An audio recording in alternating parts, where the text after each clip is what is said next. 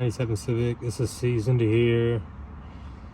If you scoot the boot back enough, I don't know why I was thinking about like cutting this off for some reason because the tool wouldn't fit back here, but I just threw the boot back a little bit. Let's see if I can get this off real quick.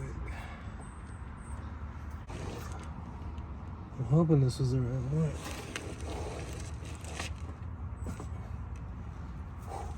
That broke loose. Let's go.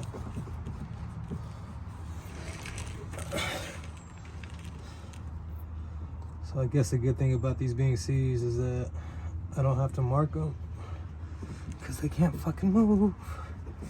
Come on. Just wait. Alright, so these do come with the nipples, so I could replace this whole thing. I think the last ones I got, they didn't have this nipple, so yeah, I'm glad these ones got it. So,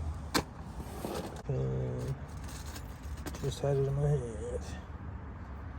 So here's the oil fill.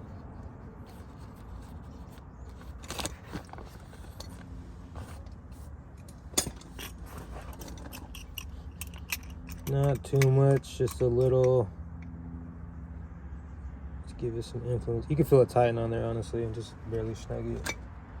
Alright, so that thread count was off, so I'm gonna go off measurement. I feel like this is gonna be better just because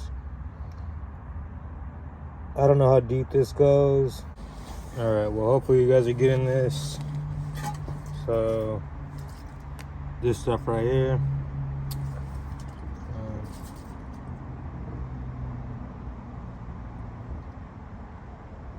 You only really need a little bit to get it started. The little spritz. Let's see if we can get it in this time. Remember to align your nipple to I guess to the back of your steering. So don't forget this. I guess it's a lock washer of some sort. But those two prongs, there's slots that'll go into the rack, so make sure you put it the right way.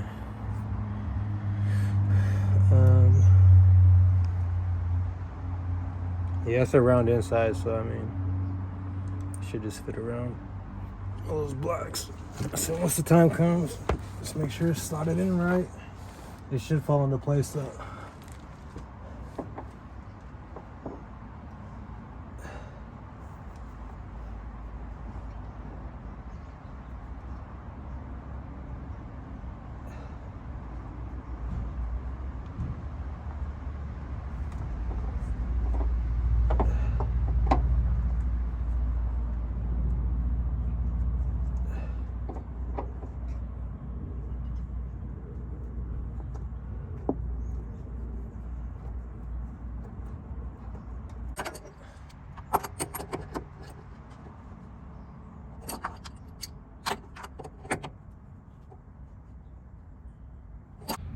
I had trouble putting this boot on, so what I ended up doing, I have this torque down already, and so what's happening is that the outside diameter of this is actually equal to the outside diameter of the rack on that end, so it's kind of like even Stevens, so it's hard to stretch it around. I was having an issue with it, and apparently it's a normal issue with it's a normal issue with these aftermarket boots you get from like Detroit Axle or some of these kits you get, and they're all like kind of, I guess, universal. So just stretch it out with my fingers. So I just put my fingers in here and just stretch it out as much as I could without, you know, breaking it, obviously. I'm not sure if I could have, but I wasn't trying to. So another thing someone else said to do was flip it inside out. I did this right after it was heated too, so I don't know if I'm gonna be able to get this one to do it. Let me try this flipped inside out real quick, see if this one works. If not, I'll go to this one.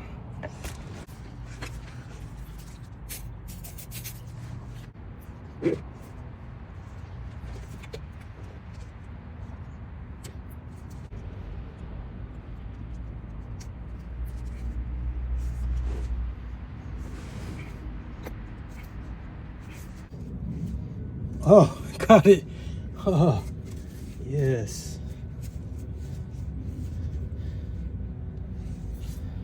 So yeah, that might be it. Fucking hey. All right. So yeah, flip it inside out and butt it up next to it, and slowly flip it up and like peel it. It'll kind of start doing itself up. Mine kind of on one side didn't quite go over, and I had to rotate it. But I also kept touching on it because it felt like it was ready to pop off because of that tension that was pushing on it. So I kind of kept it in this position up, twisted it, and was able to, I guess, get my finger underneath the rubber and kind of push it up and over. But yeah, if that would have not happened, I might have to take it off all the way off and redo it again. So butt it up, keep that pressure, and then throw it over.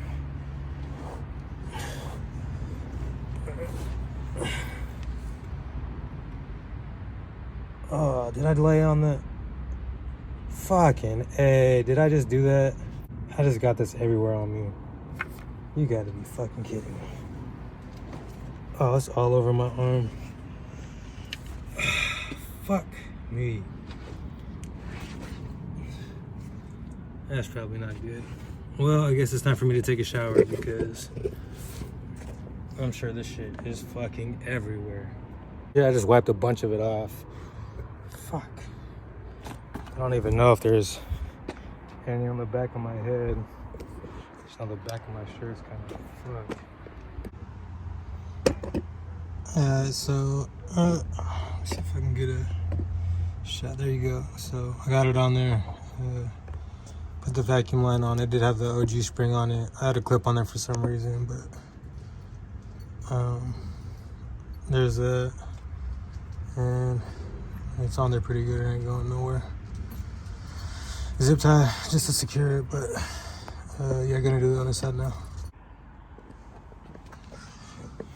All right, so finished up.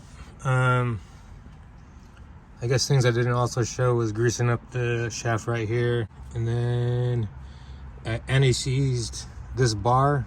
So throw on the nut first before you, well, clean the whole bar off, do some brake cleaner, some grease on it or whatever. Put on the nut, put anti-seize in a little bit on this, and I guess a little bit on the threads of the rod, and then you twist it in. I guess you could put a little chunk in there and it'll, like, I guess, beat up and go all the way down. But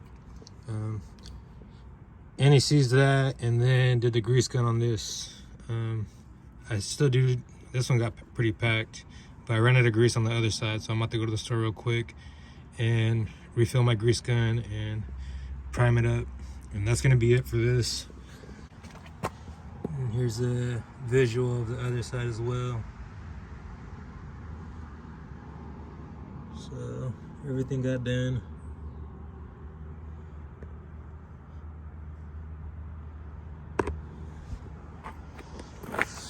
So I was able to utilize the boots, those aftermarket boots that everybody says that doesn't fit or it's a pain in the ass. That was the easiest way. Get a heat gun. You don't even gotta throw it in the oven. Get a heat gun. Heat up the bigger end and keep hand stretching it. Just keep hand stretching it, and then after you do that, just try to flip it in if you have to, because there's just so much finger space in there. Get like some pliers with some rigid pliers, and you can just hold on one side. Be careful to not tear it as well. I had to do that because I had grease in there and it flipped back out on me. Oh yeah, on that side it did flip back out on me on the passenger side. It's because that valve port, when I was throwing it over the inner tie rod, it kept catching and it flipped it before it got to the actual collar of the steering rack. So something to look out for. You could use those little $30 ones, or if it comes with your kit and you didn't realize afterwards, that's how you do it. So save myself some time. I probably wouldn't have got those boots in for another couple days, and also money. They're like $30 for the pair or whatever. So that's it for this. Thanks for watching.